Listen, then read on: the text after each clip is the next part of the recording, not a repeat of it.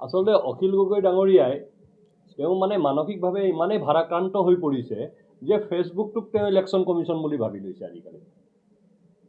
কিবা এটা প্ৰব্লেম হৈছে, কনষ্টিটিউশ্যনেল ব্যৱস্থা আছে, তেওঁ ইলেকশ্যন কমিশ্যনতে অভিযোগ দিব লাগে। ফেচবুক লাইভ কৰিলে তাৰ উত্তৰ পাব নেকি? ইয়াৰ উত্তৰ ৰাজনৈতিক দলেও নিদিয়ে, আদালতেও নিদিয়ে। ইয়াৰ উত্তৰ দিব ইলেকশ্যন কমিশ্যনে। তেওঁ ইলেকশ্যন কমিশ্যনত যাব লাগে। ইলেকশ্যন কমিশ্যনত যোৱা নাই। তেওঁ সাধাৰণতে নিশাই লাইভ কৰে। নিশা কিয় লাইভ কৰে এইটো এটা অনুসন্ধানৰ বিষয়। আমি আপোনালোকে অনুসন্ধান কৰিব সাংবাদিকসকলে অখিল গগৈয়ে নিশা কিয় লাইভ কৰে, দিনত কিয় নকৰে। তো নিশা তেওঁ লাইভ কৰে, এইটো নিশা অলপ গভীৰ হোৱাৰ পিছত তেখেতে লাইভ কৰে। সেই গভীৰ নিশা তেখেতে কিয় এইবিলাক কৰে আৰু কিয় কয় সেইটো তেখেতৰ পৰা আপোনালোকে সুধি ল'ব। কিন্তু কথাটো হ'ল যে আপোনালোকে নিজে কওক, আপোনালোকে চবেই জানে, দেশৰ সকলো নাগৰিকে জানে, আৰু অখিল গগৈ আটাইতকৈ বেছি সংবিধান কৰি থাকে। আৰু সেই অখিল গগৈয়ে সংবিধানে দিয়া যিটো পৰামৰ্শ যে ইলেকশ্যন সম্পৰ্কীয়, ভোটাৰ লিষ্ট সম্পৰ্কীয় কিবা কথা থাকিলে ইলেকশ্যন কমিশ্যনক লিখিতভাৱে জনাব লাগে, সেই কামটো নকৰে।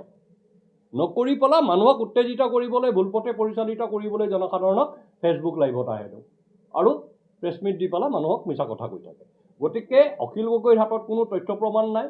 তেওঁ উত্থাপন কৰা সকলো অভিযোগ মিছা, আৰু অভিযোগ সঁচা হোৱালে তেওঁ ইলেকশ্যন কমিশ্যনত গ'লেহেঁতেন। স্পষ্ট কথা। তেওঁ যিবিলাক কথা কৈ আছে, বিভ্ৰান্তি বিয়পাবৰ বাবে এই কথাবিলাক কৈ আছে, তাৰ বাহিৰে বেলেগ কথা একো নাই।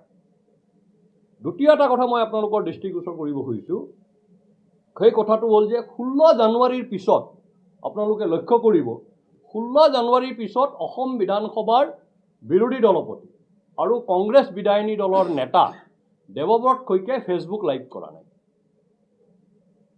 আৰু কোনো ধৰণৰ ষ্টেটমেণ্ট দিয়া নাই। তাৰ কাৰণটো হ'ল দেৱব্ৰত শইকীয়াক ৰাহুল গান্ধীয়ে নিৰ্দেশ দিছে যে ৰকিবুল হুছেইনৰ পাৰ্মিশ্যন নহ'লে আৰু ৰকিবুল হুছেইনে লিখি নিদিয়ালৈকে দেৱব্ৰত শইকীয়াই কোনো ষ্টেটমেণ্ট এতিয়া দিব নোৱাৰে। তেওঁক এইটো বাধা আৰোপ কৰা হ'ল।